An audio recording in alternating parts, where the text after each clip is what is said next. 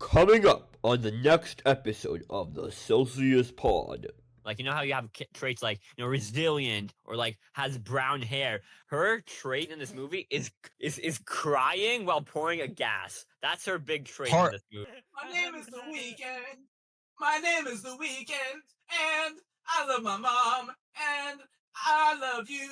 My name is the Weeknd. Until all you have is just screaming in your ears and vivid lights all flashing in your eyes. And I actually thought I was in heaven. I thought God has. I thought the rapture began.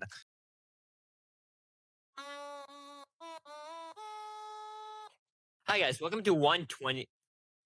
What? It's 126. Guys, so I was telling my parents about the Celsius podcast members and what you could identify each member as, I said Aiden's hat, Nikola is a racist. Beck, That's what might get confusing with you. That's why I'm wearing my Guinness shirt today. and then get confusing with you, Uri. And for Beck, they got a little confused because I said blue, and they're like, "What do you mean blue?" And they were like jazz blues, or they're like, "Is he depressed?" And no, I just said he's blue, and they didn't understand, because I kept saying blue, and I said no, he only wears a blue jacket. And I kept saying to my mom, like, okay, but what does he wear when he doesn't wear a blue jacket? And I was like, he doesn't not wear a blue jacket. And I was going through my phone, and there's not a single photo without a blue jacket. Yeah. Except for now. Oh, he's not wearing a fucking blue jacket, but he's wearing a blue shirt. I literally did that specifically to ruin your bit, Uri. Wow, what a bit. Beck, why would you say a swear word in the first 2 minutes of an episode? He'll censor it in post. Okay, the weather in California. We're never Guys, fixing it, Buzz. We are all in the same location again. And the weather. I don't think that's true. Why didn't no one respond? Because I don't think that's true. 5 seconds of I just straight up don't think that's true. 63. We're not all in the same location. We're not in the same room, Beck, but it is all very consistent temperature. Okay, well, we're all within a 10-mile radius of each other. Probably less than that. And we've seen one group movie, and by we, I mean everyone but me. Yeah. Yep. Yeah, So, that's exactly what happened. Nikola, we gotta reflect, because you're ending high school soon. So how does it feel after 4 years of high school? It feels exactly the same. Yeah. I don't feel any different. I straight up do not feel any different. I know. I think I'm gonna go to on the day of graduation, shake his hand, lean over, whisper into his ear, and say, "I stormed the stand. I led the storming of September 9th," and then grab my diploma and walk away. You're gonna not remember what that is, Nikola. Nikola, move it back. No, he knows. He knows. Actually, you know what's really funny? Nikola, move your mic back. So you know what's really funny? What? Is that I had to today for college do they have you have to take certain tests to get placed into classes. So I already did the math and physics test or whatever, and that placed me into the good math and physics class. But I've been holding off to do the English test because I hate English. So I had to write an essay today, and the prompt was, and I had to do it in one sitting, 1 hour, no external help, and the prompt was, name list a way that your school could help the student body more. So I went into a long tangent. No, I went into a long tangent about the student body doesn't trust the faculty. For example, I have this story of how the principal shut down football games because a few people went to the other side of the stands, and for some reason he punished all the students for the actions of a few. Yeah, I totally was not one of the few. And this shook the trust of all the people, and I made sure to not put Italian names so that they wouldn't know. Wow. And I basically, I did embezzle I did embezzle the story a little bit. I did change some of the facts. I did say a few people went to the other side instead of basically everybody at the football team. And I basically said the two ways the school board can, the faculty can improve to be better, to better support the students would be to number one, create a better line of communication through the student government, and number two, have like a way to not have all the power in the hands of a few faculty members, so that like we can protest some of the actions. So if they do something that's like Yeah. completely out of the way, and I think that'll place me into the highest English class, which doesn't even matter because I should be able to skip it with my I should anyway just be able to skip it with my AP credit, but I have I to love take the how test you anyway. said So we should protest, and you didn't even show up to the protest on January 6th. That was fucked up. Oh, Palo Alto High School Yeah. is such a monarchy. Yeah. Yeah. Can we like impeach? You don't go to that school anymore. Yeah, Beck, come on. I mean, I am a concerned citizen. You are of a the concerned Palo Alto- parent. Yeah, no, technically I can vote in school board elections, right? I guess I can go to the school board meeting and be like, "Hey, no, Remember me? guys. remember me, bitch."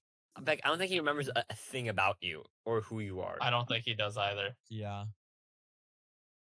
That's his mistake. I think I just have to speak quieter. Yeah. Yeah. Guys, there's someone at my school, at my college, who made a movie in like they're in the same grade, and it got into con. Con? Yeah. Nice. So we have to Like make a movie from now. Movies? Yeah, like from the movies. Well, mine's getting into Annecy, so. Yeah. Well, You got, here's like, the a thing. I think Sundance. the most important Mine thing is being produced by A24, so I don't know. I think the most important thing for a student film is for the story to be good. Because No, we're I not mean, segueing yet. the visuals could be pretty We're not decent, segueing yet. but if the story is ass, then it's not We're good. not So, segueing for yet. example, We're we not just segueing watched a yet. movie We're not called segueing "Hurry yet. Up We're not Tomorrow." segueing yet. We're segueing it, and you can't do anything about it. We're not segueing it yet.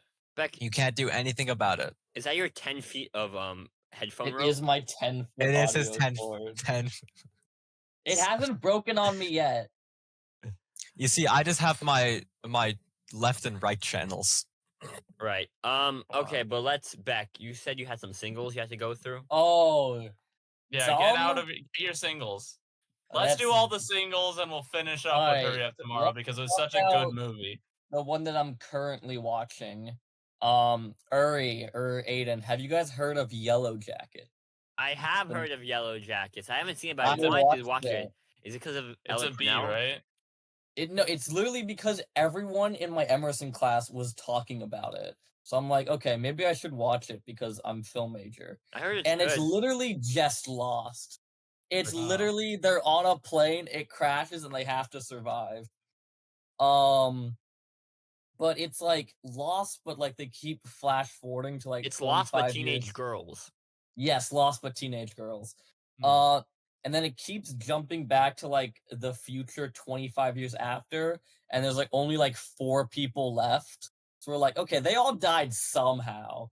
And then it's very implied they resorted to cannibalism and ritual sacrifice. Ah, so this is just Um, Invincible.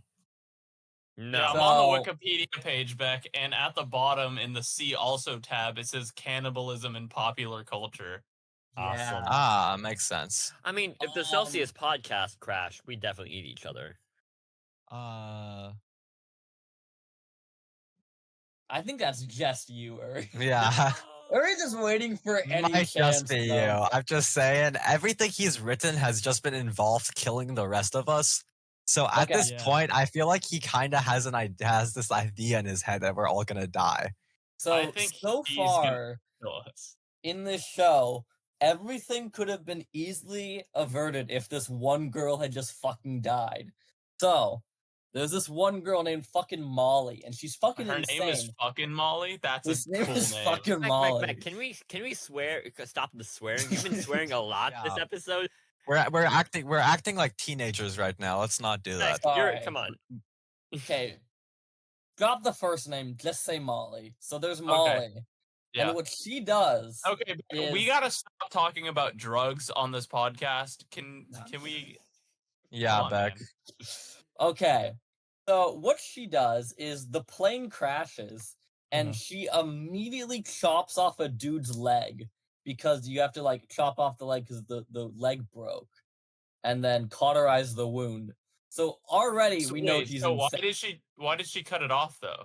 because the leg like is broken and bleeding out. He's like, I'm gonna chop it with an axe. I caught myself there. You could just not cut it off. You could wrap a bandage or any other piece of clothing No, around she it. really wanted to chop off like What because it's about- the do coat they that she know has a the crush on.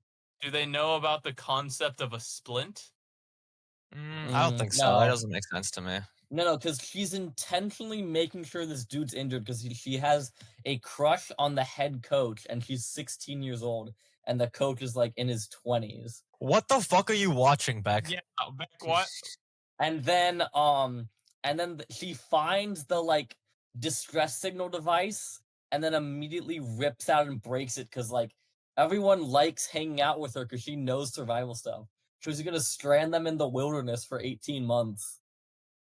Flawless plan. He's very mentally sane. In the future flashback, she's now kidnapped a woman, broken another girl's car, like lied to like an old person saying your family doesn't love you. So this just sounds like Chocolata. This is Chocolata, Nikola. yeah. Nikola on a it's good literally day. female chocolata. yeah. Wow. Does she become a Um, doctor and then start experimenting on She people? is a nurse at an elder clinic. Oh, Okay, shit. this is just. So this is just straight up. Yeah, so like we're like 7 episodes in. It's like 10 episodes limited series. There's So- other seasons, Beck. I think There Yeah, is? there's like There's mul- like it's like four a, seasons. it's I like- just yeah. googled it. yeah. Oh. There's only one on Netflix right now, so I thought there was only one. My bad. No, Beck, you're gonna have to commit to this show like you committed to Lost. So I gotta bail on the last 6 episodes. Yeah. Is what I don't I'm think it's hearing. over yet. I think it's still airing. Oh. Then I guess I Um, got back up on it then. Okay. What else, Beck? Do you actually? I'll Other do a single. singles. I'll do a Okay, single. yeah, we can rotate. Let's see. What have I been watching these past few days? I watched Companion. Oh, I really like I Companion. did see that you watched the Companion. I also did quite like Companion. It I was think that pretty was fun. pretty good. I think it has, for me, a little bit. The pacing of the movie is kind of awkward a bit. It is, yeah, I agree. It has some really weird pacing. It kind of like speeds up and slows down throughout it, I feel like. Yeah, and like I like sort of the core premise. I think actually the most interesting character in the movie is Patrick because he has like the idea of like a robot who actually kind of falls in love with the human, and it's like he actually Yeah. realizes. I think that's a really Yeah. interesting character that I feel like they should have done a bit more. But I like the way he was used. Jack Quaid. Jack Quaid is a pretty like he's kind of a rising star now. We're kind of seeing with like these action. What did you think movies. about the Jack Quaid cum face jump scare? That wasn't as because I knew it was coming, Nikola, because you said it. Ah, I so see. You knew it was coming? Yeah. You knew it was what? Oh, I get. He knew it was coming, guys. You got I that see. play with Wait, words. but do you never see it coming? Anyway, but I thought it was pretty good. Jack Quaid as a sort of nice guy misogynist, pretty good sort of character for him. He has that mold, you know. The mold? But pacing is a bit awkward. Like the moments, some like you just kind of it feels kind of awkward at some moments that just kind of took me out of the story a bit. Ending was fine. I think it was okay. Iris pretty good for a main character. I mean, it doesn't feel like I feel like she doesn't really do anything kind of till the end. All she does is like run away and then just come back, and so that's like fine. But overall, like pretty good sort of movie. It's like it felt like kind of like a pretty good Black Mirror episode. Yeah, I Disagree see with that.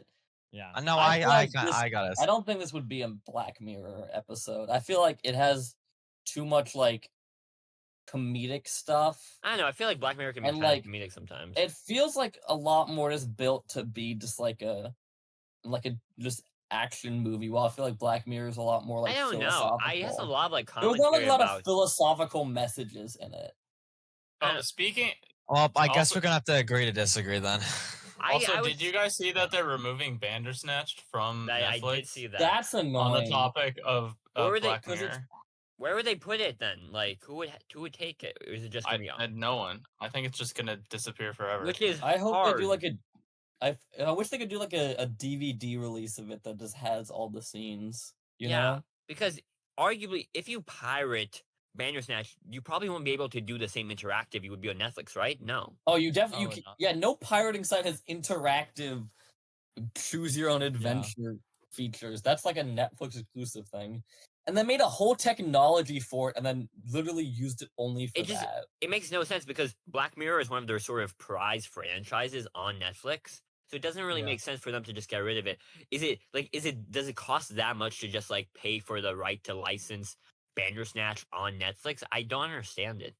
It could it be like the operating costs? Because maybe because it requires that interactivity. And then maybe people don't like use it enough or something. As someone who hasn't seen Bandersnatch, how does the interactivity work? So it's like a choose your own adventure. Yeah, and do you choose like a different scene? You choose a choice in a scene, and then it goes to the alternate type of the scene path. How many different options are there? There's like a map you can look up online. It goes like a few I think there's maybe like 4 endings or something like that. Some choices if you make, and it just ends in like a point, and then it says you have to go back and remake the better choice. Yeah, because you just die. Yeah. And so there's that. But it's like it's quite a big map if you kind of look it up. But it's kind of sad because it's a really cool idea. I think it was like the first of an interactivity for Netflix. Because there's also like a Boss Baby interactive that they did. And there's they did a Puss in Boots one. I remember. They did Puss in Boots. I remember Puss in Boots from a long time ago. They implemented Minecraft story mode into it at one point. I remember that. I do remember the Minecraft story mode one. But I mean, I think it's just sad because it's a really cool concept that they're just. I don't know where else I would like have it. So, but I guess I haven't seen it in a while because it is. I understand the operating cost because it is the type of thing you kind of only do once, you know? Yeah. It's not like something you can rewatch, like with a regular episode of Black Mirror. What do you mean? You don't want to find all the endings? I would. I mean, it's fun for beyond beyond one-time use novelty purpose. It's kind of loses its interests after like a little bit. Yeah. But I watched Companion. I like that. Aiden, Nikola, you have any singles? Because we're going in order, right? So I'm next. Yeah. Okay. So My Little Pony technically isn't an ending. No, I have one single because Always Sunny is not a single. My Little Pony is a single. Hurry Up Tomorrow is a single. But House MD is a single. So I watched about half the first 9 episodes of House MD. I've seen the first episode. So the first episode is pilot. So I don't know if you know this. This is a pilot episode. And does every episode of House have like a gimmicky title or no? So no, episode 1 is called pilot. After that, it's basically just called Paternity, Occam's Razor, Maternity, Damned If You Do, The Socratic Method, Fidelity, Poison, DNR, History. It's basically like something that happens. Oh, yeah, okay. So basically the episode is like, House, we need to cure this patient. And he says, did you try the medicine drug? House, we did try the medicine drug, but only stupid people you try the medicine drug. You are stupid.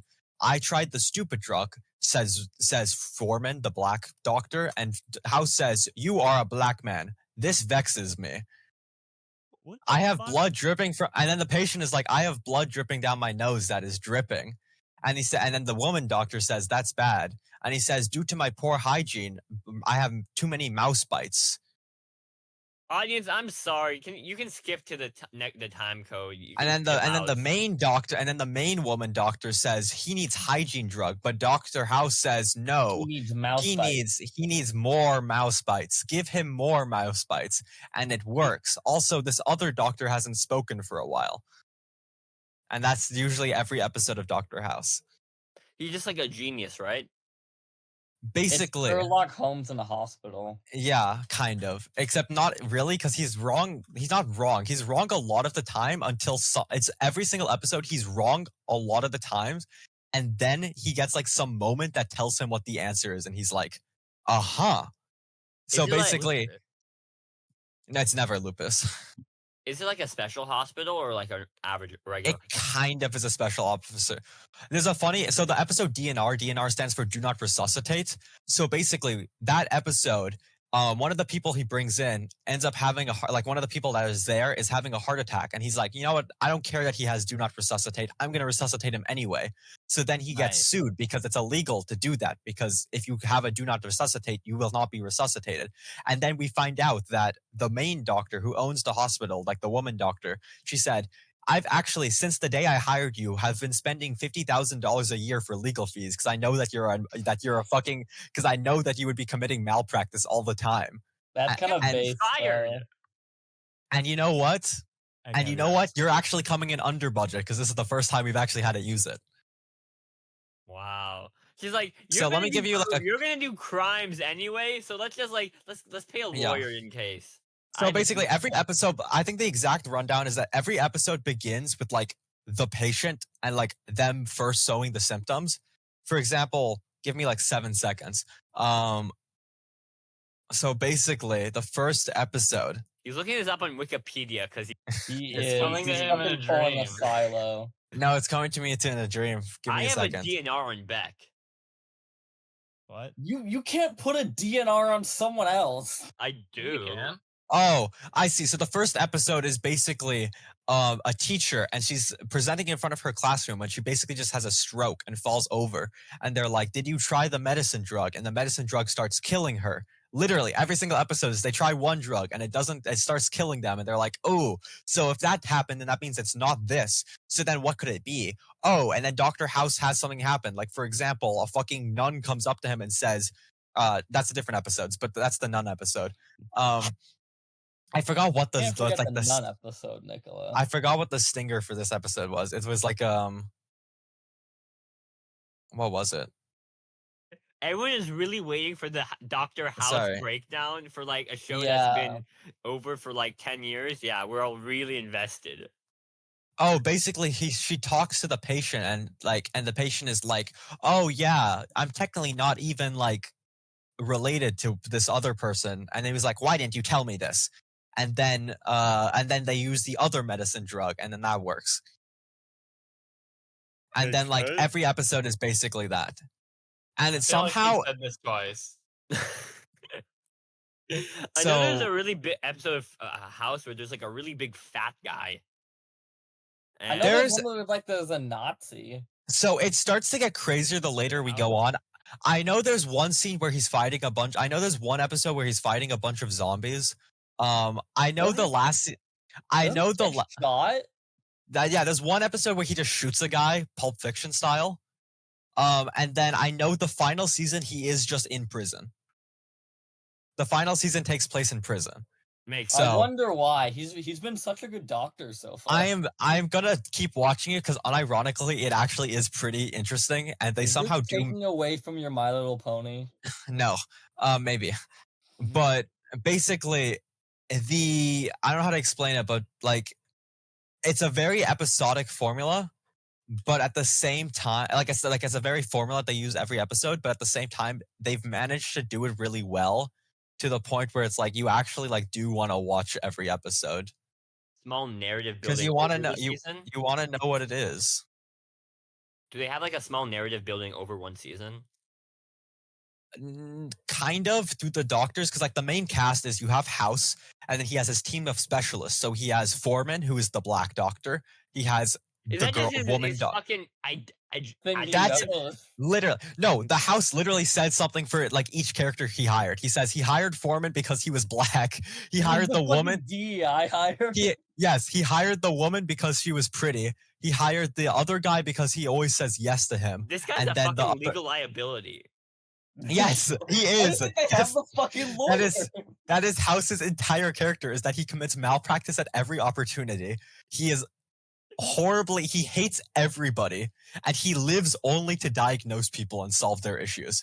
Because in his own words, would you rather a doctor who holds your hand while you die or a doctor who ignores you while you get better?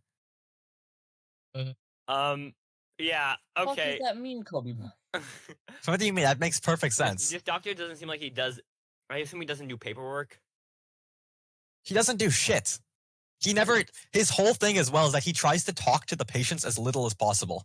He like tries to avoid the patients as much as possible. He just has his staff, his specialist doctors go talk to them, and then he's like, "Come back to me and tell me what the symptoms are." And then he sets them all down in a room and writes the symptoms on a board. And it's like, "Okay, what could it be?" And then they all spitball ideas. And he's like, "No, because you're an idiot. It can't be that. Go through the dictionary and list out every single one that it could be." I feel And that's he- like every episode. It's awesome. It's great. It's amazing. it's peak content. I feel like he could just talk to the patient. That might be easier. But no, he does him. 'cause You the know. patients He, are he ends up. He cringe. basically ends up because he says that everybody lies, especially patients. And if he gets it, like if they lied to him, that he's going to get a false diagnosis, which means he's not going to be able to save them. For example, in the nun episode, we find out later on that the nun, like she was having a bunch of issues, and he tried the medicine drug, and the medicine drug started killing her. And then we find out at the end because he goes to the nun church, and they're like, "Oh, well, she wasn't always a nun with us. At one point, He was a she cocaine left the addict. church and had sex with somebody and got pregnant." And she had and it turned out what it was is she had a like one of those copper like IUDs? copper IED that was like left in her for many years, and then she finally got copper poisoning, and that's what it was. Naturally. And in another Uh, episode, they found out it was just there was just somebody who was getting painkillers was prescribed the wrong medicine, and he figured it out because a big thing about Dr. House is because he has a cripple with his leg because his leg yes, he's a cripple. That's a big part of his character is he's always walking around with a cane because his leg is dead. Because he got I don't know what it's called. It's the same thing as a stroke, but inside his leg muscle. So basically, the muscle died. So now he has to walk around with a cane everywhere, and he's taking Vicodin constantly for the pain. He's addicted to painkillers. awesome. No way. And the way he solved that one thing where he found out he got the wrong prescription is because he asked the pharmacist for the Vicodin. He grabbed a bottle of pills, and then the person he was talking to was like, "That's the wrong bottle.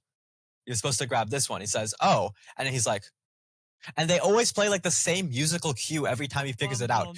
That's why it's really funny because there's this one clip I saw that was like the doctor that the doctor that always says yes, he's from Australia, I think, and he basically says, "Yo, foreman, if your mom needs a beeper because your mom's so fat she would need a beeper every time she walks up," and then House looks vexed and the musical stinger shows up, so you can tell this helped him solve the case.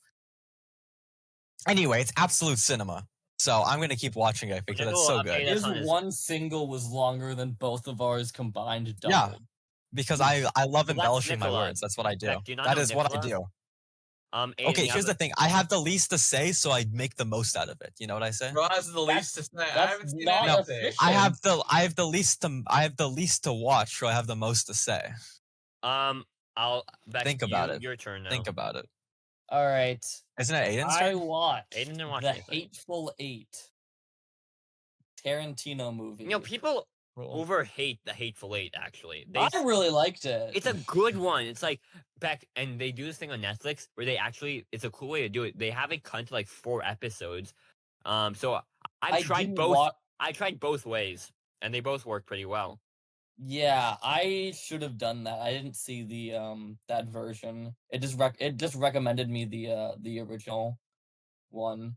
But I really liked it, and it kind of started me on a Tarantino binge, which you will see. But the rest of my you've already series. watched like Inglorious, Django, Kill Bill, I right? have not seen Inglorious and Django. That's why I watched them. Oh, so those two are like the best ones, I think.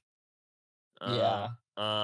Hateful Eight gets a lot of hate because people like It does, yeah. like people like that's like lower Tarantino, but that's a great Tarantino movie, honestly. You saw Reservoir Dogs, right? That's next on my list. Okay, so you just seen, what have you seen? Everything except Reservoir Dogs. Inglorious and Django. Reservoir Dogs, Jackie Brown, and Death Proof. Oh, so I like Jackie Brown is pretty fun. That's still Death Proof is the one I haven't seen, and that I heard one is the actual worst one. Death Proof.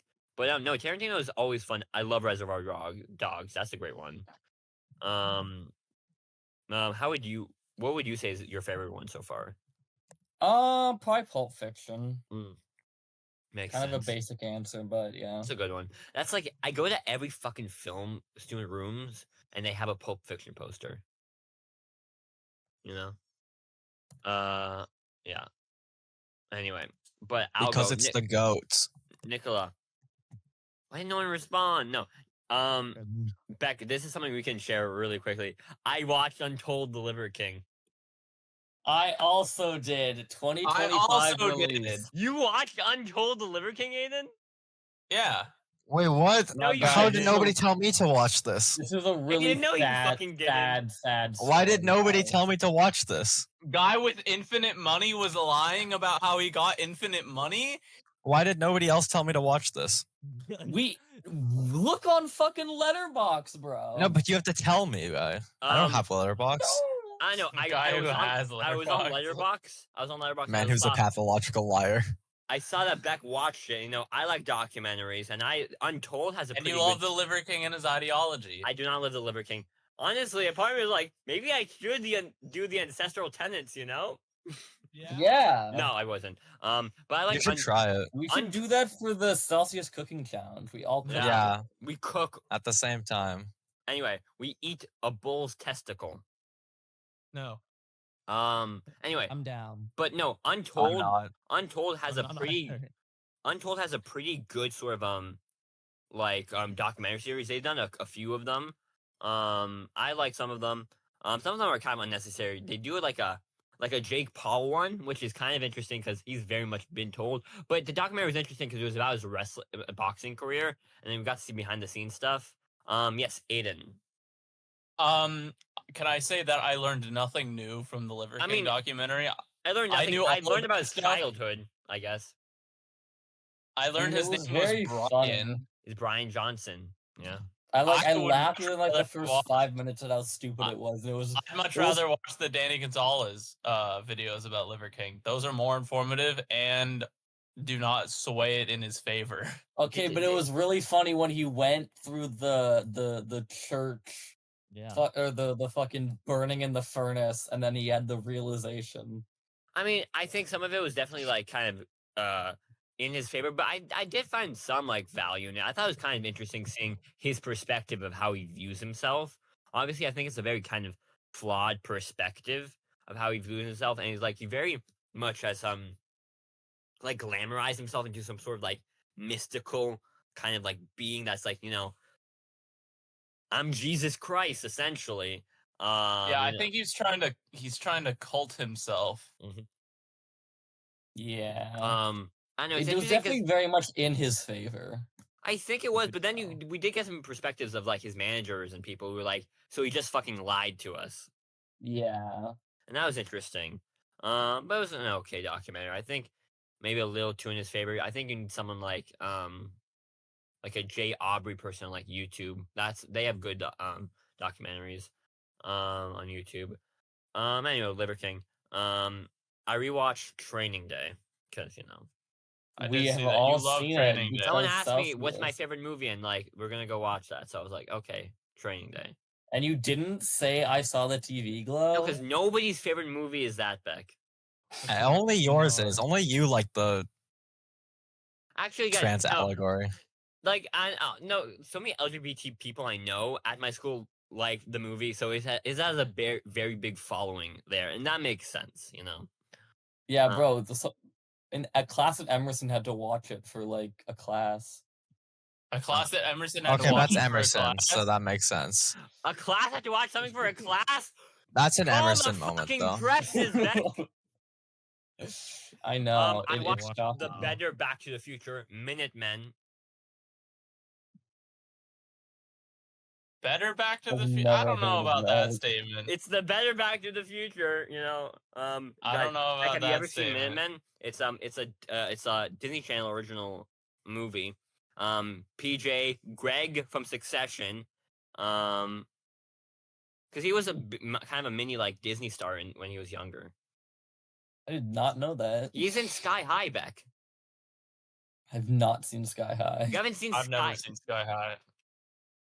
Guys, we're gonna watch Sky High after this. I think all of these people have never seen Sky High before. Oh, you bring yeah. Sky High to the Anyway, next it's about like Celsius 4 three movies. guys. It's like peak Disney Channel movie. It's like three friends.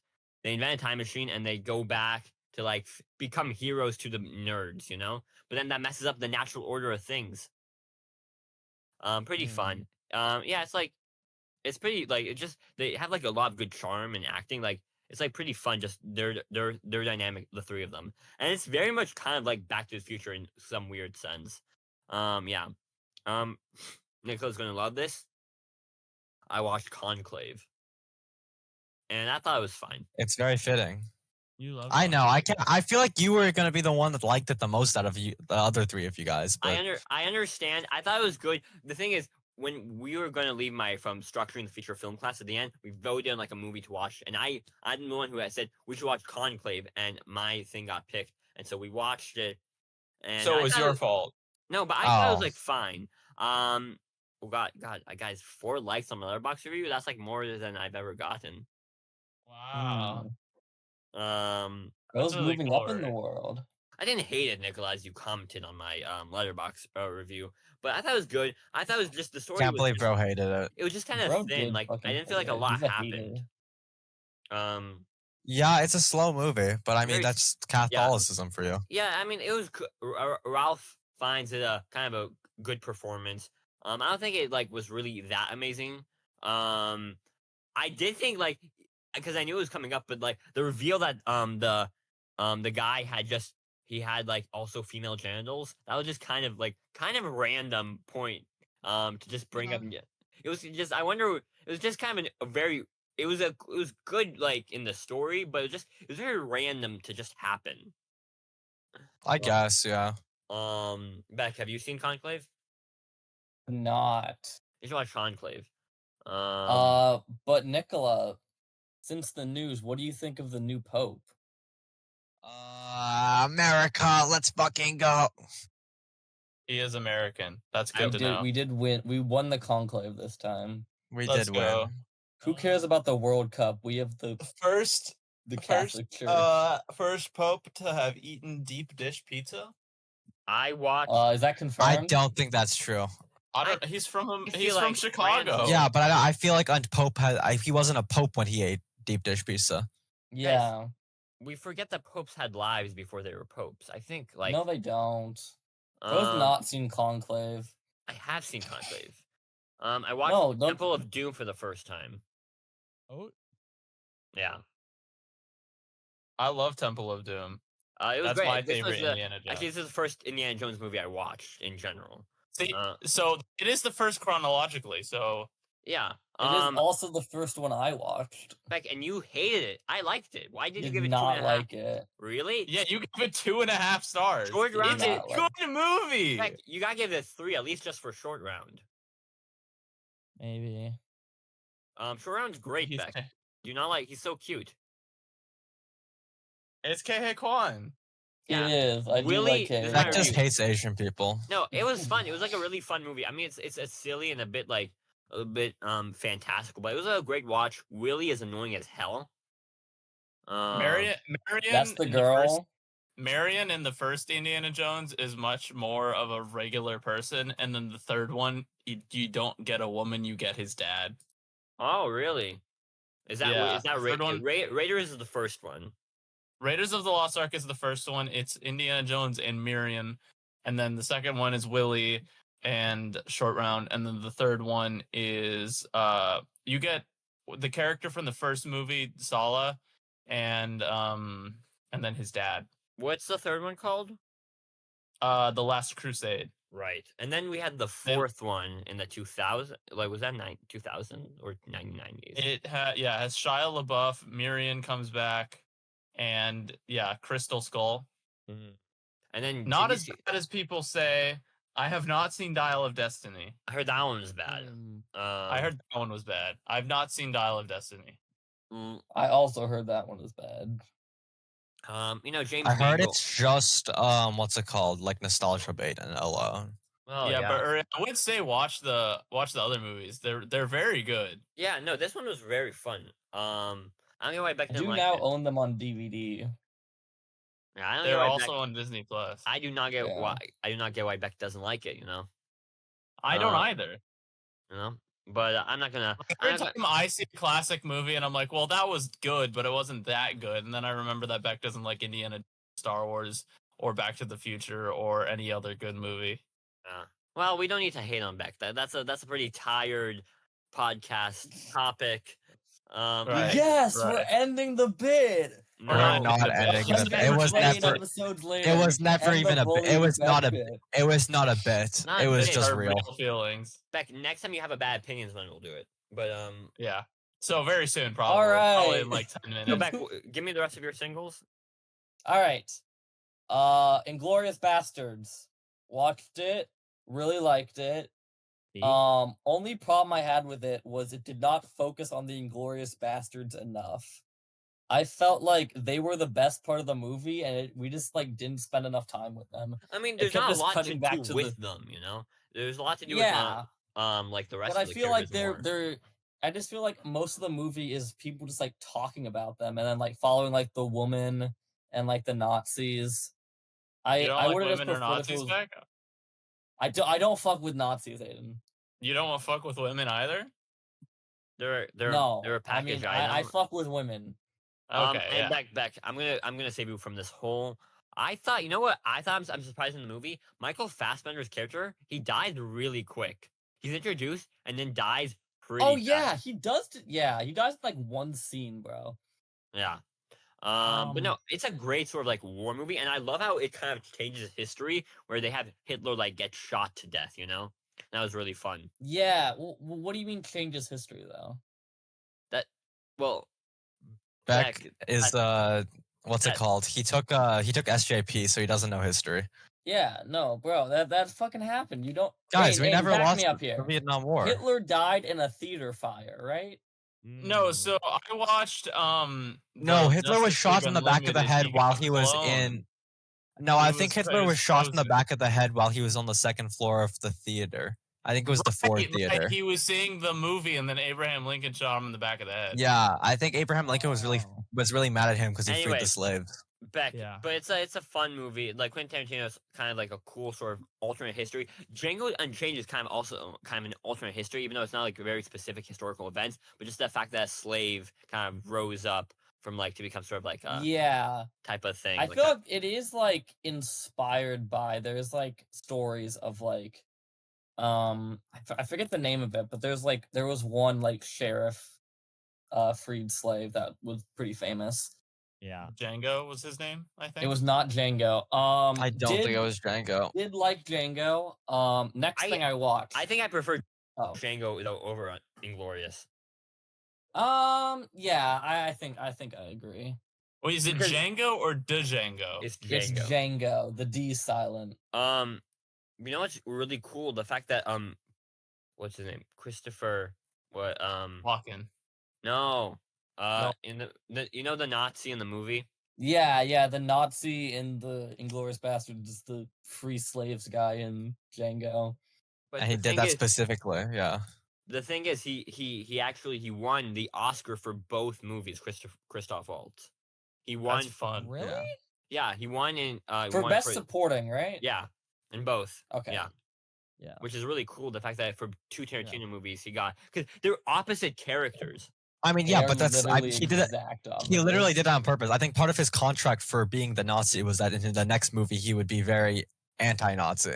Yeah, that's really cool because he Yep, definitely that'd is be the the best guy. part of both movies.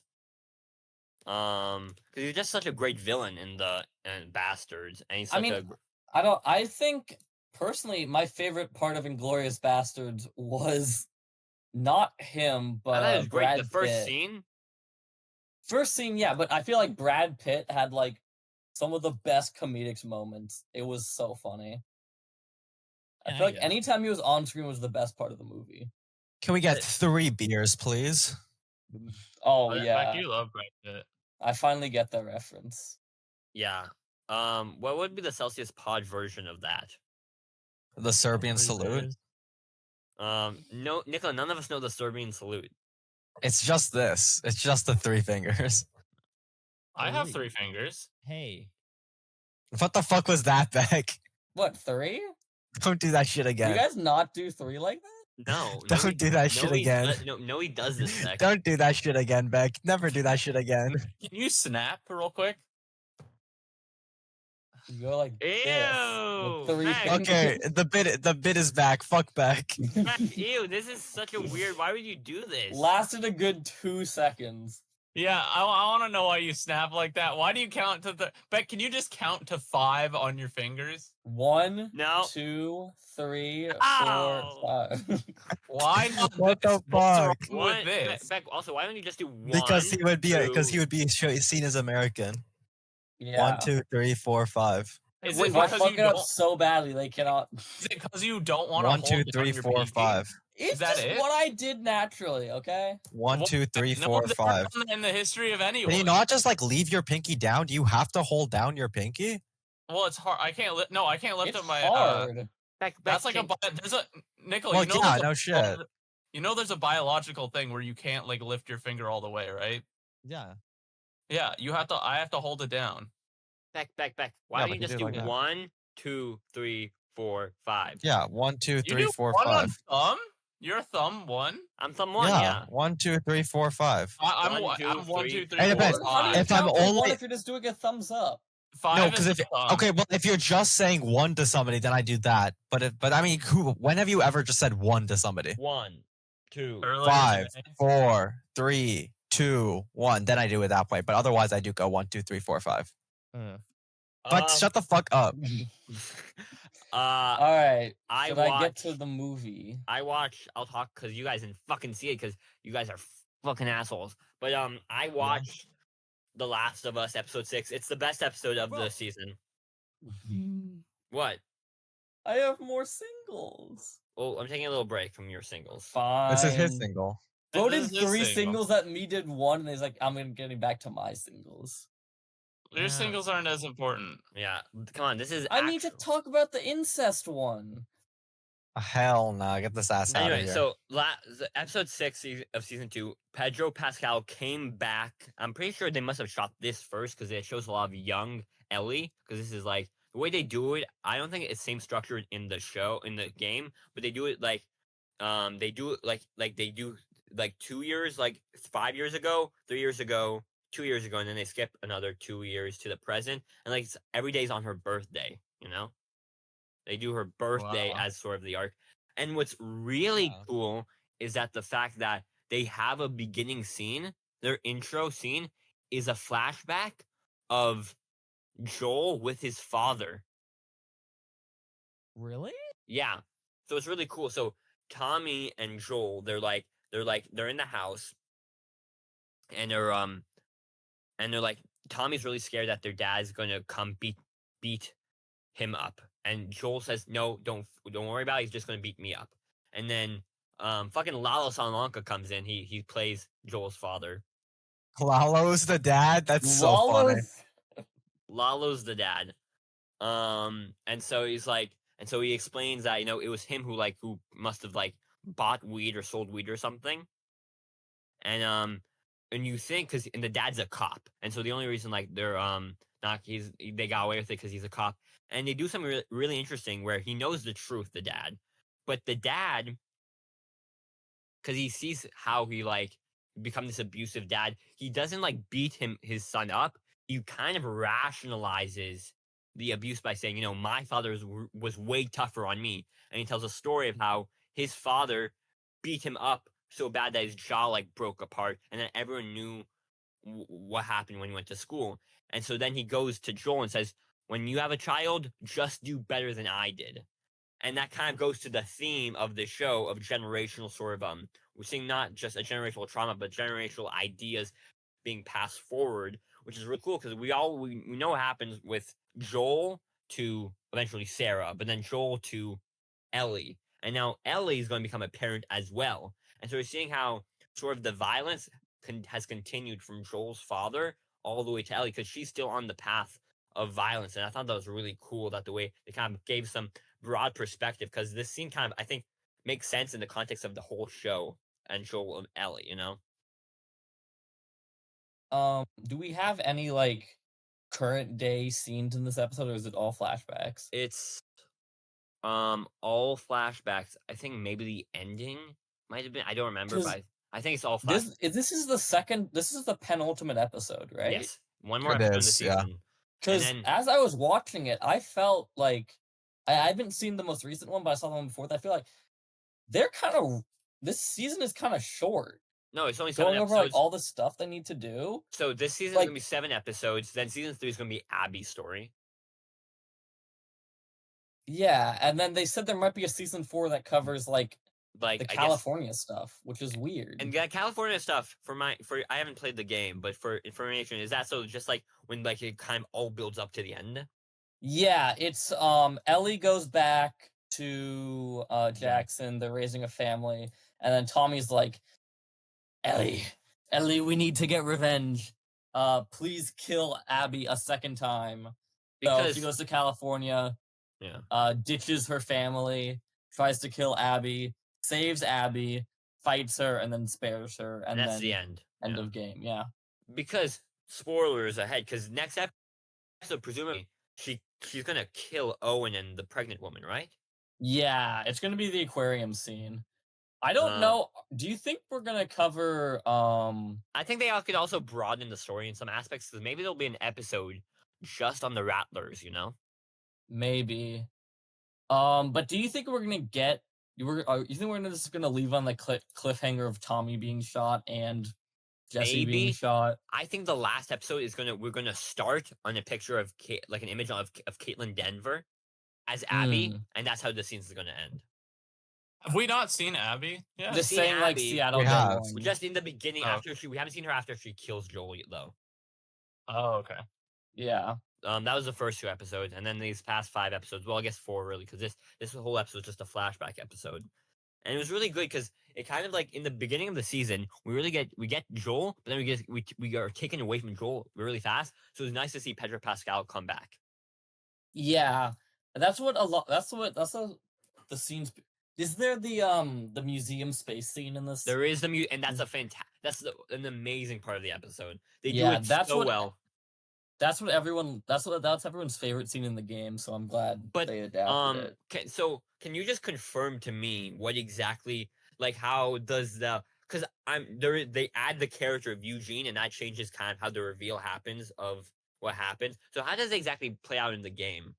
So in the game, Ellie is already suspicious about the Firefly incident.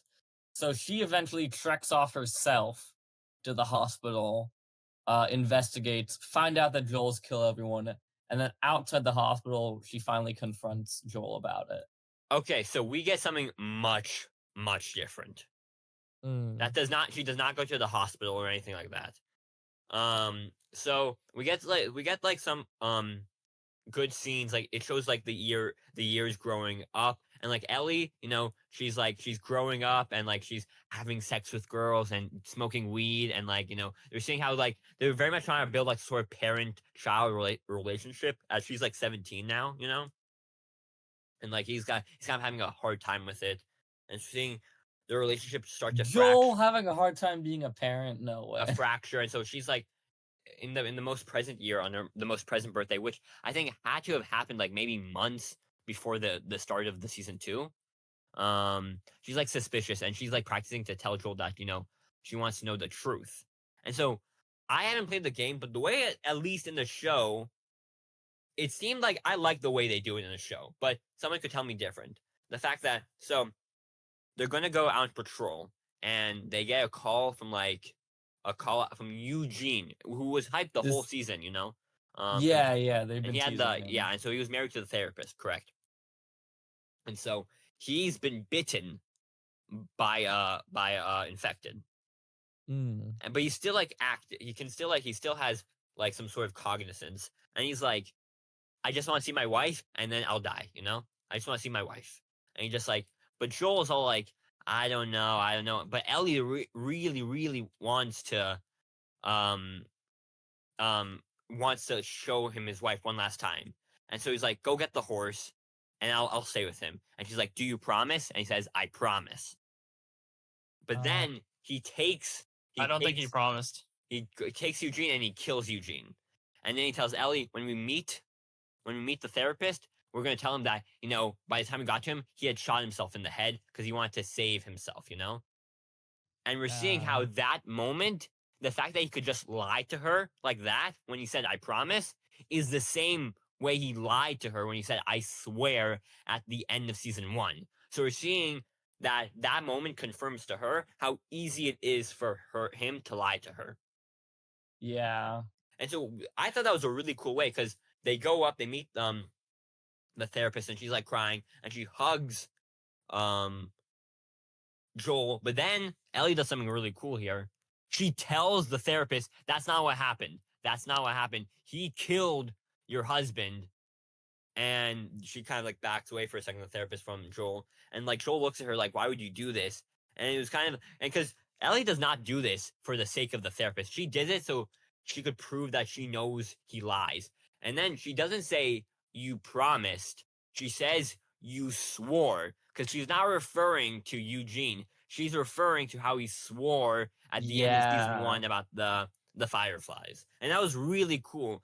And the game must be different, but the way they do it, at least for now, I don't really, I know that it happened like that, but it was really cool the way they did it, at least in this context. I thought it was interesting. Yeah. And I love sort of that sort of connection they built. And so we see the scene where where the guy kind of like confronts Ellie and Dina, and then we see it from Joel as he walks up. And then later, we kind of see the full scene of where it ended off in episode 1, where Ellie... Wait, we have the guitar conversation? We have the guitar conversation where... Oh my god, wait, really? At least where I know that it's revealed that... Where he reveals to her, right? Yeah. Mostly But they don't in the play... game, he just...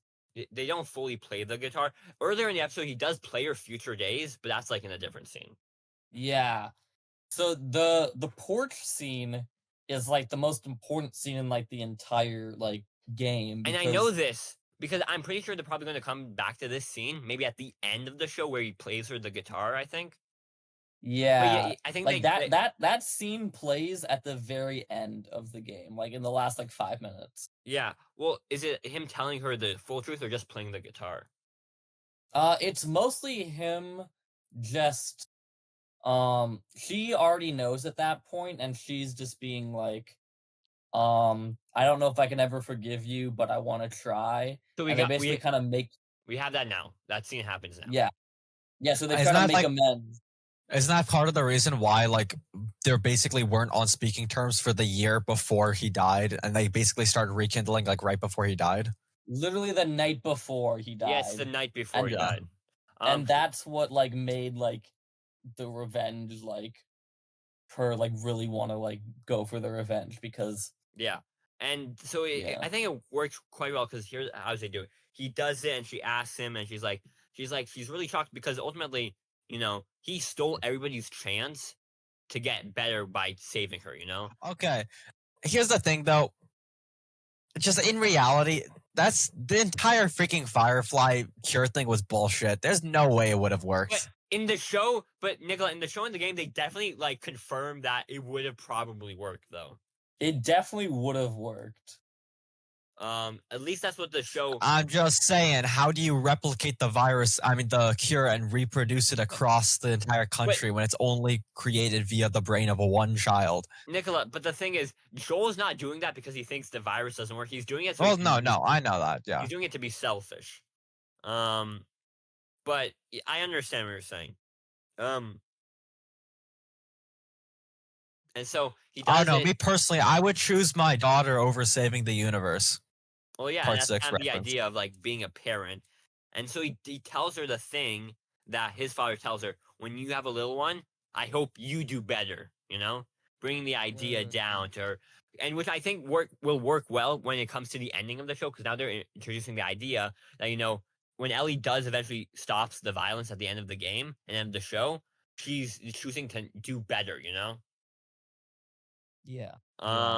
So we're seeing that how that sort of got the idea passed down, and like we're seeing that she says the line, like, I don't know if I can forgive you, but I'd like to try, Yeah. And so we're seeing definitely how that brought to her anger, and I think That's when we get moved into the present for just like maybe a quick scene, I think.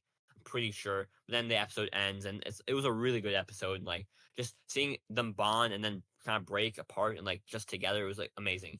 I know people are probably kind of mad of how because this is really early that they introduced the scene, but I think it was probably necessary because it gives a lot of context for why Ellie's doing what she's doing. I think that's really needed now, as opposed to like doing it like 2 seasons from now. You know? Yeah, I guess. I mean, it also is the problem of breaking it up by seasons. I feel like Yeah. if they'd made it all like one season, I would have preferred it to have at the very end. But I think because they're breaking it up, they don't want people to like forget about it. So I guess it makes sense. Yeah. So it was a really good episode. But I am kind of like interesting how they can wrap up like all this kind of like loose ends and left enough for a cliffhanger for season 3 in one episode. And so it's kind of interesting. I don't know.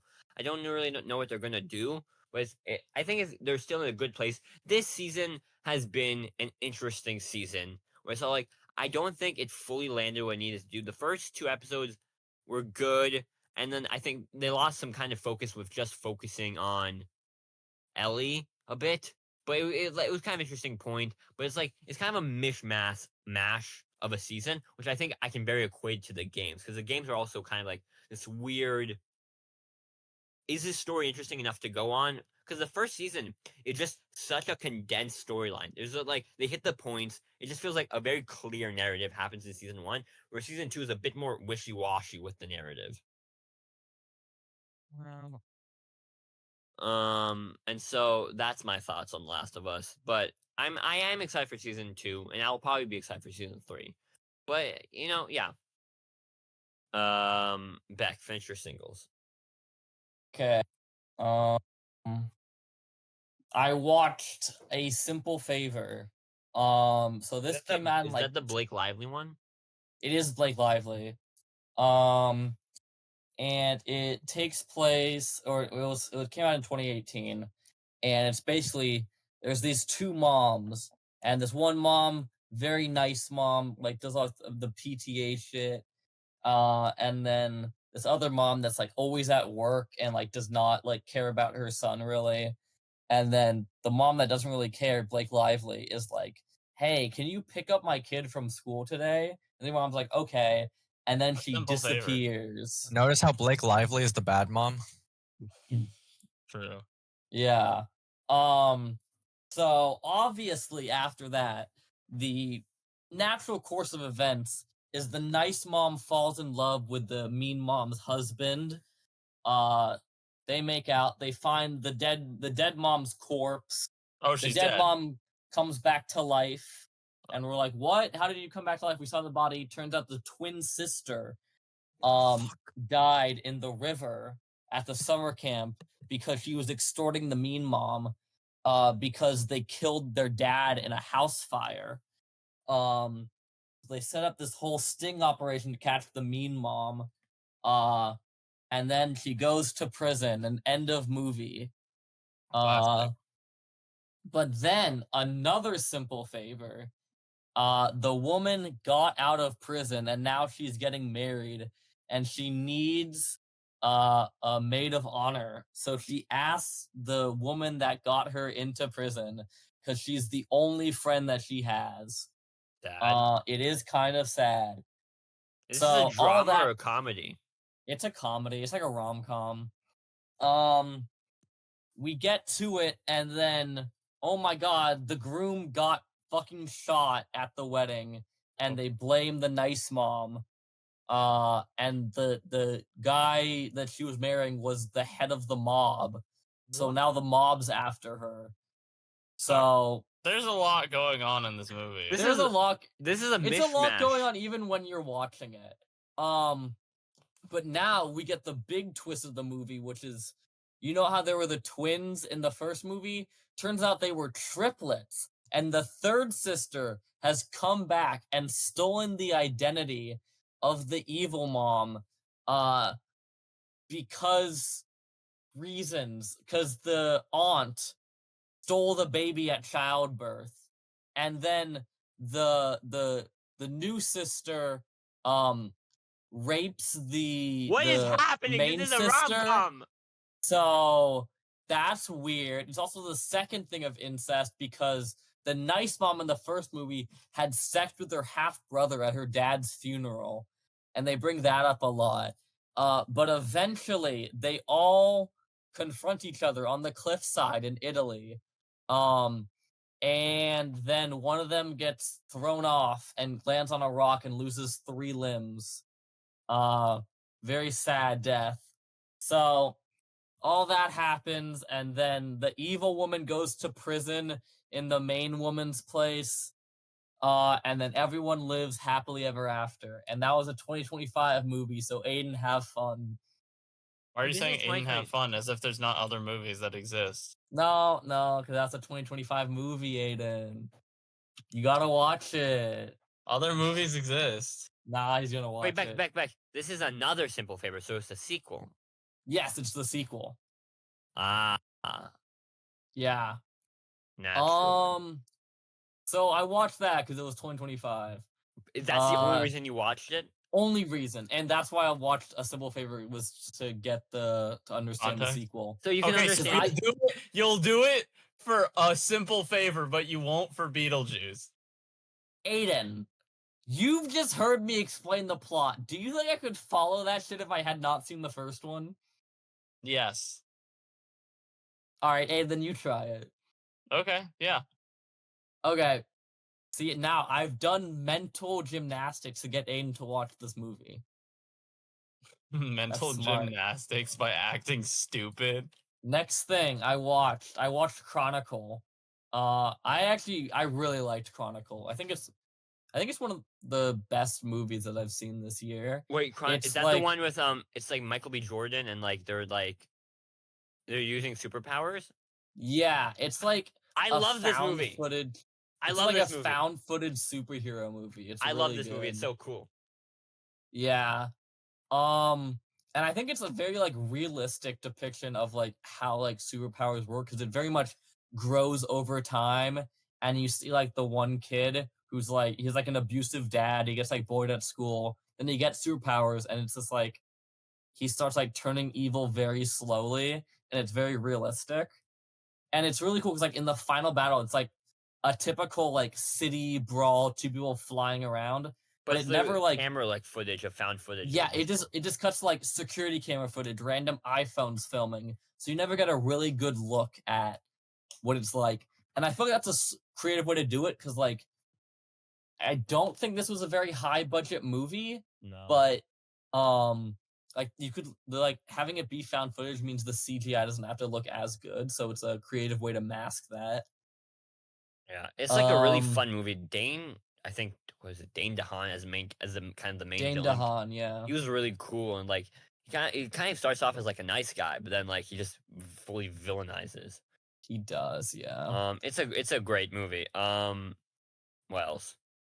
Next thing, I watched Megan. You watched Megan? I did watch Megan because the new one's coming who, out this Who else summer. has seen Megan?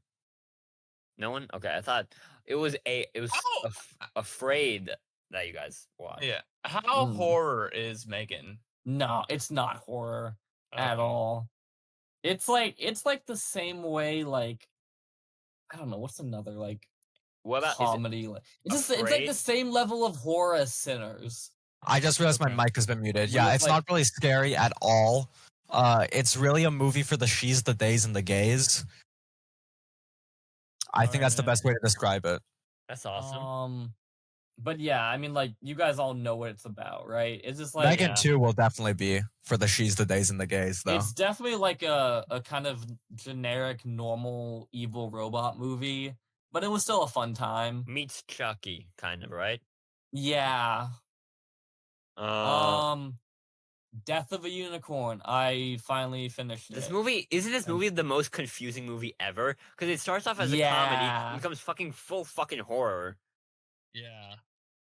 But I do agree the guy that was always snorting unicorn dust was the best. Will Poulter is Poulter. he's Yeah. awesome. Bro, and then he just randomly just starts doing a fucking brain blast and calculating all the shit. Still not a fan of Paul Rudd's character in that Paul movie. Rudd He was sucks in so this hard to movie. watch in that. Not as an actor, like he's acting is fine. It's normal for Paul Rudd, but as like the character is just so insufferable.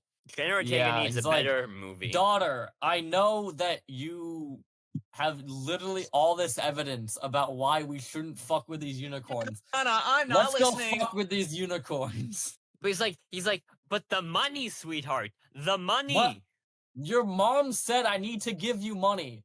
She said nothing about emotional connection, just money. She said True. money. She said some other words around money, but she said money. Yeah, that's the only thing I heard. I only think about money.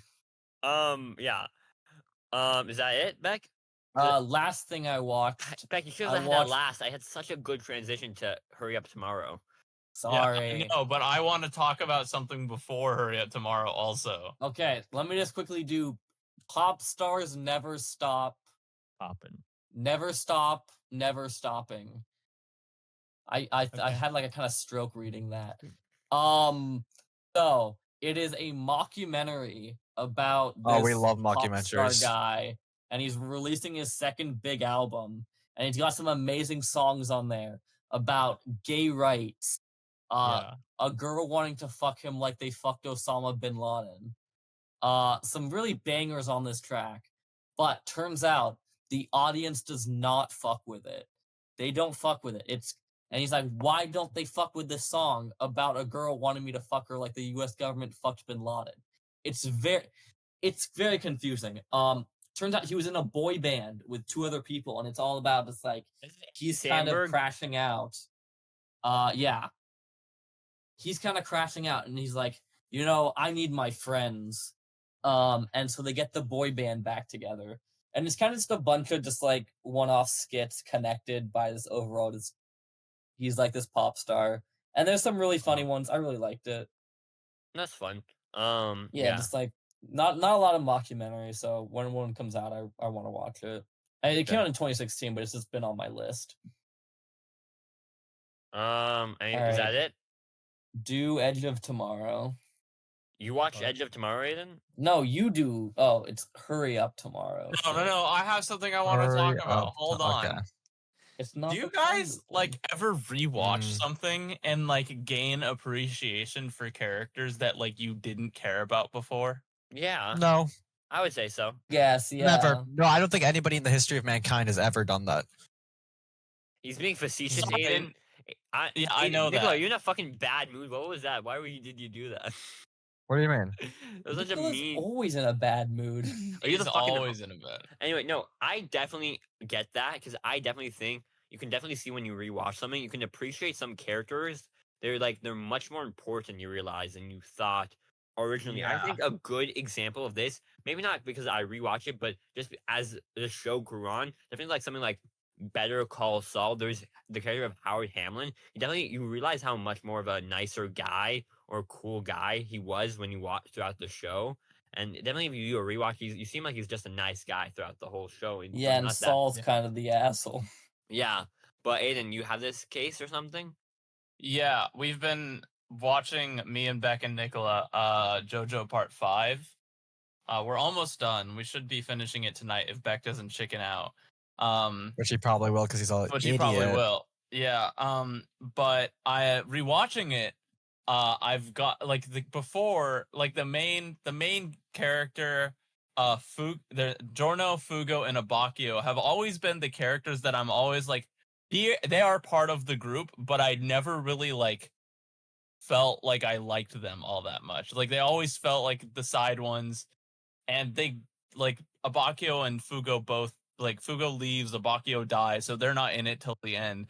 And I never really cared for them that much because they don't do a lot, and they're just not like too exciting of characters. But on this rewatch, I'm like, wait a minute, I really like these characters now. I just have like a newfound appreciation for them that I didn't That's have cool. before. Not Giorno though; he still kind of is lame. That's really cool. You don't That's fuck really with cool. the aura farming as he's standing at the sunset. That's all he No, has. He that's has all he nothing has. else. That's his entire personality, is aura and hype I moments. just wanted to comment on that because I don't know. That I feel like that's like a cool thing. I That feel like like it happens like a lot. being able to rewatch it. Yeah, but like still, it's a cool thing to like be able to rewatch something and like just have differing opinions. Yeah, I think that just kind of goes to the idea of like, like art kind of changes over time based on where you are in your Yeah. own life, Like you can get a different appreciation for different stages depending on your age Yeah. changing, from when you're a child to when you're now, and that's really cool. So guys, summer arc, My Little Pony.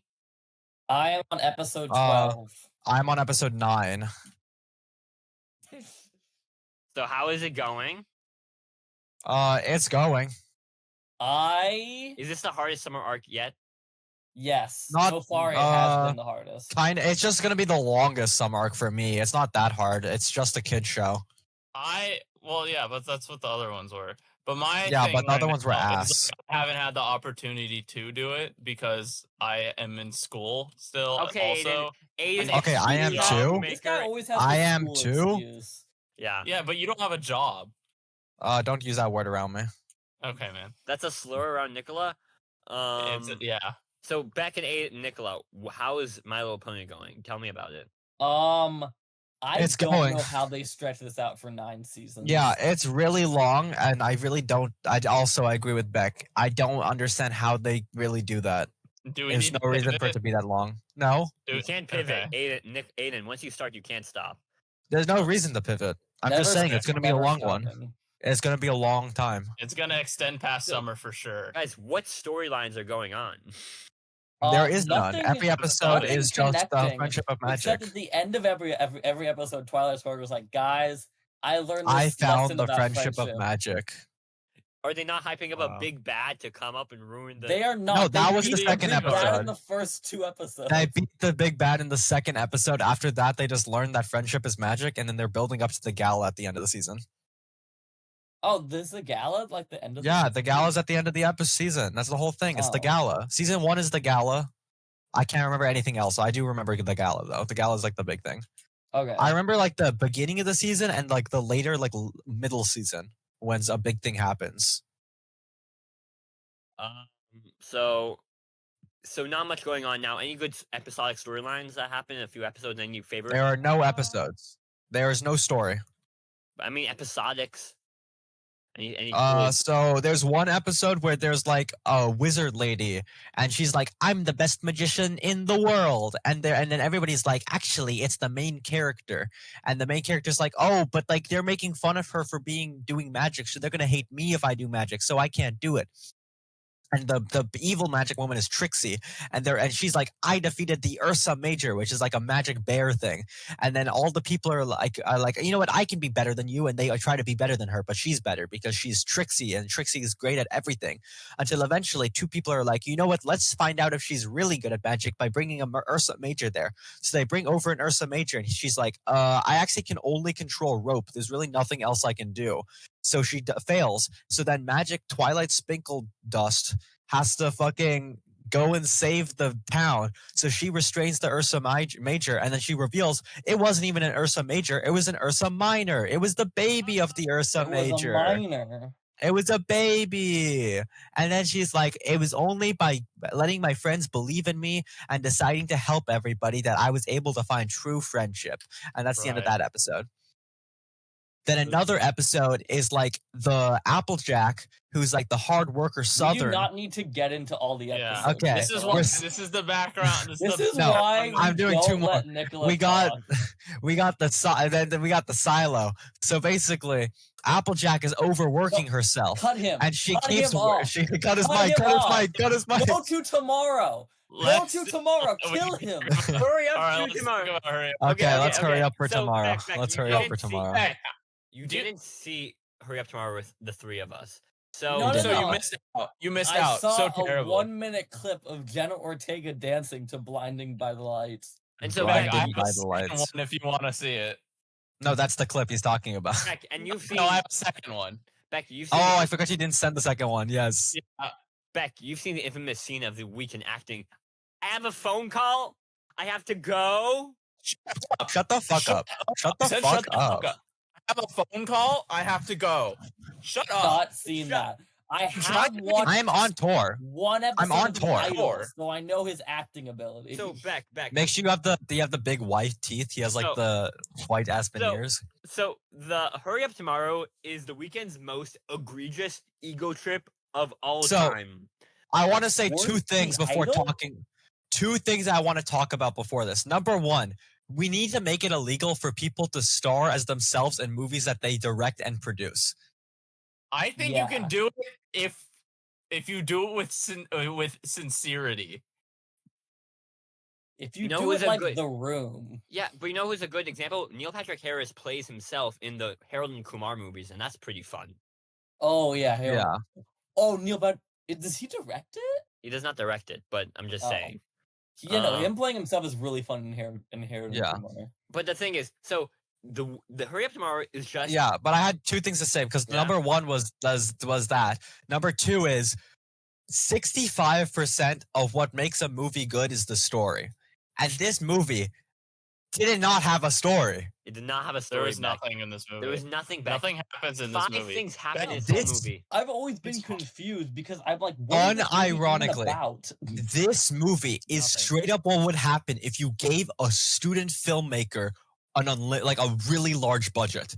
I genuinely think that's what would happen. Is if you just give a random student filmmaker a really big budget, and this is what they would something like this is what they would And make. if they had the ego of the weekend and a student filmmaker and a budget, this is what you get. You know. Yeah, Beck, are you familiar with that one time that the weekend lost his voice on stage? Well, this whole movie's So a movie about that. Kind of, Yeah. maybe it's ambiguous. also, it's a psychological thriller. Yeah. Also, it's a psychological horror film, actually. Also, Beck, Yeah. this movie is a CIA torture device because It is it physically hurts to watch this movie. back. I didn't think my senses could be overwhelmed. I thought that was like an epileptic or like an autistic thing. I did not realize that like it could happen to me. I had a Beck- seizure in the audience, and I'm not even epileptic. I held my ears shut and closed my eyes. It got that bad. I had a seizure during one of the scenes, and I'm not even epileptic. Beck, there's like two scenes in this movie where it's just like a bunch of like really fucking loud noises and a bunch of flashing lights. So basically, let me give you an example of one of these scenes. It was the club scene, basically. He got back from a show and he's partying with girls, and he's basically clubbing, and he's with women and drugs, and it's like he's getting delirious. So basically, we get a bunch of fucking quick cuts to flashing lights, and it's getting brighter and brighter, Blinded light. and the music is getting louder and louder until all you have is just screaming in your ears and vivid lights all flashing in your eyes. And I actually thought I was in heaven. I thought God Not has. in heaven. I thought the rapture began. It'd be fun to get raptured in a movie theater. It It's genuinely real felt like the bad. rapture had begun. That's how bad it was. So Beck. So this movie. And there's like so many times where they try to get where he got Yeah. like so creative with the camera. So like there's so many times he just loved fucking spinning the camera around. Yeah. That was his favorite shit to Heck, do. There is a shot where they have a view of the car. They're in the center of the car, and they spin it all the way around to show every side of the car, and they do it 4 fucking times. They in do it all the car time. before We the really need scene. to see this car. And they though, right? love It's very having important. everything distorted. They like making the camera feel like it's drunk because they I have feel the everything have camera like has triple shit. astigmatism. That Yeah. all of the lights were stretched out across the screen, so you were watching it through like a grid. Yeah. Half the scenes he would start getting like stretched out and shit. Like he the- would have like it would be like Visually already the movie sucked. it's Beck. Yeah. It's a nauseous That's what I film said. to watch. So it I doesn't would- have a good story. It doesn't So, have good yeah, visuals. What 'cause does it? I was- good acting. I was thinking about this in the morning and I was like, would I rather watch a film with a really good story but horrible movie like Cinematography, qualities, like yeah. cinematography and everything else, or a movie with amazing cinematography but horrible story? And I realized I think I'd rather do the former, which is why I would say a good story is sure. 65% of a film, and Yes, then it the is. last, and then 45% of the film is actually like the cinematography, the That's what acting, everything. that's what carried like Spider-Man brand new. What was it called? Brand new New day. Brave New World, brand new day, whatever. Brand New Day. The Yeah. Spider-Man show that came out earlier this year. But Beck, That's what this carried movie, that show as a story. Beck, this movie is just nauseous to look at. Just like moving, like some of the camera continuity doesn't even work because like there's a scene where Jenna Ortega moves from different sides of a bed. Yeah. Oh It's yeah, not- there was it's so in much the like scene that I sent you. miscontinuity as well. And Aiden said this to me in the theater. I think this might be the first movie to actually kill somebody in a theater. I think somebody might actually go into epileptic shock mid in the theater and die. Beck, they did That's not do how a, this film they did not do an feels like. epileptic warning before this. Yeah, movie. there was no warning as well. There was no warning. So they are actually just trying to kill somebody. Beck, they just have photosensitive on like on the listing on the web for the movie website. That's it. So Little Checked. Where did the video? The videos aren't on my phone anymore. Where did Yeah. they The go? weekend is Okay. freaking out. anyway, but let me Bullet. let me give a little bit of like the breakdown of the story. So basically, the plot basically is the Weeknd has just gone through a breakup, so he's really depressed, and this is making him stressed and making him unable to sing. But then Oh, 'cause but Singing then killed we his cut grandma. yes, but then we cut to fucking Jenna Ortega, and she's burning down a house. No reason why. She's just doing it, and then she drives away, and that's it. And then we go back to Abel, and we find out that Abel is like having an His issue real with his throat Christian because of the name? doctor. Yeah, that's the name of the character. Is actually called Abel. Well, that's his real name, but Yeah. Well, anyway, the Weeknd, he's getting like some throat issue because he is too stressed. So he's like, I'm not gonna be able to do this. And like then he calls his ex-girlfriend. He's like, I need you, but you just fucking abandoned me. he's like an You unstable all asshole. abandoned me. Yeah. Abandoned me. Because the movie opens up with like a really shot that's like not showing anything while playing a voicemail from the like playing the one voicemail she left. And then it cuts to the Weeknd staring for I think 5 minutes into the camera, Dude. just going like this. And the audio back does not match his mouth. Yeah, it's Yeah. not synced up. They had to They ADR poor that, Morbius. even Yeah. though the only thing in that scene is his mouth. Well, anyway, while performing after getting diagnosed with the throat cancer, he's like, "Oh, my throat's seizing up. I can't sing." But then he starts crying and he locks eyes with Jenna Ortega's character because after leaving, oh, I forgot one scene that after leaving the burning house, she went and refilled her gas tank at a gas station, and a cop pulled up, and she looked at the cop, and then she drove away, and and the cops never come back. So I don't know what the point of that scene was. And Beck, Jenna Ortega's Mm. character, this is one of her clear traits. Like how you have traits like resilient or like has brown hair. Her trait in this movie is crying while pouring a gas. That's her big trait Her- in this movie. No, her number one big trait is loving the Weeknd music. Is loving music made by the Weeknd. Yeah. Yeah, Um, and then so number Nikola- and then So, well, number anyway. two. Yeah, and number two is crying while pouring gasoline over everything and burning shit. Yeah, So then Jenna Ortega goes to this concert because she's a really big Weeknd fan. And while at the concert, she locks eyes with the Weeknd. And the Weeknd is having his throat issues. So he leaves and he starts running away. And everybody's like, "What are you doing?" And he gets into a fight with his manager, who I forgot to mention exists because he does not fucking matter except for like one scene. He doesn't really do anything except die later on. He You'll just see. do cocaine. That's it.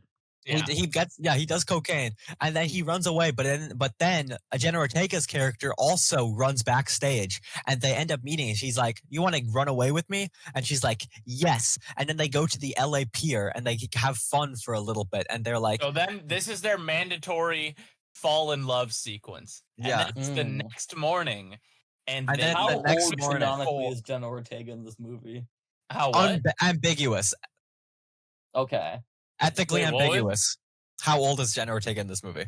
Probably As old 20. as Jenna Ortega is, I don't know. Yeah, I don't know. It's ambiguous. It's ambiguous. I didn't Um, know if they were like Jenna Ortega's playing a child. This No, child is she falling does in love not. with the Weeknd. Yeah. Beck. And so then she falls in love with him like immediately. And she's like, Yeah. yeah. And they go back to the hotel. They first go to one hotel, but the manager's there, and she's like, "Let's go to a nicer hotel." So they go to the nicer hotel, and then he plays a snippet of his new song called "Hurry Up Tomorrow." not Yeah. what This it's is the name of called. the movie. That actually is what it's called. The song is called it? "Hurry Up Tomorrow." Yeah. The album is called Hurry Up Tomorrow. This, I know. Beck, this Yeah. whole movie is just to promote his fucking album. It's just a long Yeah. music video. And Jenna Ortega's character starts breaking down over his song, and she's like, "This song is talking about me. It's like exactly about my life It's like when I left my mom because of ambiguous reasons. because of Wow. ambiguous reasons." And she Ambiguous related to its fire. themes of loneliness and abandonment. So then the next day she wakes up and the weekend is reading about his tour because he's like got the throat sickness and left midway, and he hears Jenna Ortega and his mom arguing on the phone because she burnt down the house. And then the weekend is like, "Oh, I gotta go to tour." So Jenna Ortega's like, "No, you have to stay. You have to stay." So then this is where we get the scene where he's like, where Jenna Ortega is really trying to get her to stay, and he's like, "No, you have to stay. You have to stay." And he's like, "Shut the fuck up. Shut the fuck up. I'm on tour." I'm trying to be nice. I'm on tour. Do you see? I'm Yeah. getting a phone call. It's my This is manager. gonna ruin the I'm on tour. tour. So feeling dismissed, Wait, Jenna Nikola, Ortega Nikola, grabs a Nikola. shit. Okay. Here, Beck. Nikola, let me explain the rest of this. I haven't said No. anything all episode, But please. the thing is, Beck, he has. I want he to talk has- about the horror sequence that makes no sense. I'll Beck, talk I about just it. Don't want worry. to say that. Yeah, Beck. The Weeknd has like teeth, and like the teeth are just so A like. big part of this thing is that he has very bright, perfect, flat white teeth that are obviously not real. Yeah. I feel And like, it let me demonstrate. It just makes him look like a fake actor. Like what he's saying is fake. Look at Nick. Shut the fuck up. Shut the fuck up. He does I'm look on a like call that. right now. I'm on a call right now. Shut the fuck up. He That's does how it look looks like. that. That's how the entire movie. And he's constantly like this, so when he's smiling, you can't even tell if he's actually having fun. He's like, I don't think he can close his mouth. yeah, he can't. He's just like this the entire movie. So then then after this, he wakes up again, and then no one exists. No, because what happens is he's trying to leave. He's like, he dismisses her, and Jenna Ortega gets mad, so she grabs a champagne bottle and smashes it over his Yeah. head, and so he passes out. And then he wakes And then up, he wakes up in a world where no one and exists. except it literally is set up like it's a time loop because he wakes up in like the exact same way he woke up in the previous scene. So it looks like a time loop, and he wakes up, and there's nobody in the world. Nobody exists. It's And then just him. And he goes into the elevator, but then it starts taking him down underground. And Jenna Ortega sends the weekend to hell. He goes to hell, and he's in this pitch black void with his iPhone light, and there's a girl sitting in the middle of this dark tunnel. And the she girl just is Jenna scares it. Ortega and jump scares him and Scares him and fucking he's like, kills "Ah!" him. And then he wakes up, and he's tied to a bed like Jesus Christ. And he's tied to the bed like Jesus Christ. Exactly. He says, "Where am I? Untie me! Untie me! Untie Untie me right now. What the hell is going on? What is going on? And He then says, "Not yet. Untie me. Not yet. Untie me. And Not Beck- yet. Untie me." Beck, And then and Jenna then- Ortega's like, "No, listen. I got The- damn. We're gonna do Blinding therapy lights. now. The Blinding Lights is my favorite song ever. Listen to its No, deep sorry. meaning." Her two favorite songs are, and this connect to her two character traits. Her number one is Blinding Lights because she loves The Weeknd, and number two is Gasoline because she loves crying while pouring gasoline everywhere. So then she dances. She goes, look at the meaning, look at the symbolism. It means that you are sad and you're sad and lonely. And then she plays the other song. It's like, you're sad and lonely. And then the manager guy shows up. He's like, "Hey, his phone is here. Can I come in?" She's like, "He's not here." And But the Aiden- phone Aiden- says Aiden, he's here. I want to say this. This is one of the most uncomfortable scenes in the fucking Yeah. movie. You're just watching an adult man just like choke Jenna Ortega. It's so uncomfortable just Yeah. watching. Yeah, it. it also feels She's- Yes, it feels he almost breaks the door rapey. in. He breaks the door in. They start fighting. He gets on top of her, starts choking her It until she feels- stabs him in the neck It with feels a so glass. gross. It's so It, uncomfortable. it feels she stabs him- super rapey. And then she stabs him in the neck, and he dies, and we see him bleed out, like the up close bleeding, and it's really gross. And then she starts crying and pouring gas on her again. Yes, and she ends it by climbing on top of the, and then she climbs on top of the weekend and dumps gasoline all over him. And this is the final of the film. There's no way I can explain it besides showing you exactly what the last scene is like. Yes, do it, dude. So imagine he's getting covered in gasoline, and Jenna Ortega's standing over him with a lit lighter. My name is The Weeknd. My name is The Weeknd, and I love my mom, and I love you. My name is The Weeknd. And he does that for 3 minutes. So remember the song "Hurry Up Tomorrow" that he played the snippet for? He sings that entire song, and we have to listen to the entire song as he speaks it. Same camera angle for 3 minutes. For 3 minutes, and then he just fucking, and then she unties him. He leaves, and as he walks, and then she lets the room on fire. And as he walks out of the hotel room, he walks out of the hotel room, and instead of leaving the hotel, it's exactly into the backstage of a concert. And he stares at himself in front of a mirror, visibly mistaken by the events. So did any of it happen? Is Jenna Ortega even real?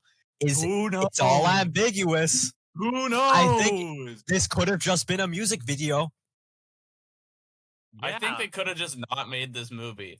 Exactly. It could have just been a music video. Beck, and like nothing in this movie matters. Nothing, no characters. No, There is no story. There's The no story has there's no coherent sense, and there is no story. It's just The people in this movie who are actual actors do pretty good jobs. Yeah. The Weeknd Jenna sucks as Ortega it should not be an does well. actor. Beck, I feel so bad that they have to act with The Weeknd. Because The Weeknd cannot act, bro. He- There's a he- very difference between a live performer and an actor, and he cannot be both. yeah. And also, we see literally all of his performances. It's really funny is before every performance, he has the same thing where he has to he lifts some weights, and he does like bicep curls, except he doesn't do correct form. He's swinging up because it's too heavy for him. And then when he goes out on stage, he isn't even performing. He just walks around and sings for a little bit and then walks off stage. And it's He the never same does- song 3 times. He never does anything active that would have him actually need to work out. You got to sing and walk around, Nikola, and then he loses his voice when you match eyes with Jenna Ortega. Exactly. Well, Yeah. I think this is how That's the we should- movie. There's nothing else to explain. The important thing about this spec that we left out is that someone is randomly playing Cuphead in the final shot. Yeah, that was just Okay, a so one that shot. saves everything. That It explains saved everything. everything. Well, That made it 5 stars. Yeah. I recommend Hurry Up Tomorrow if you want to die.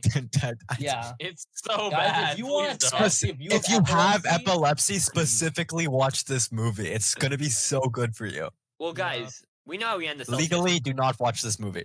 We know how we end the Celsius podcast. I have to go. Bye. Hurry up tomorrow. I'm on the phone. Shut the fuck up. Guys, can you I'm hurry up always using tomorrow? Celsius. Tour? Can't you see? I'm on tour. This movie really makes you want to. It really makes you want tomorrow to hurry up. It really makes you want to tie the Weeknd You're to the bed and light him on fire. It really makes me want to tie myself to a bed and have Jenna Ortega dance over me.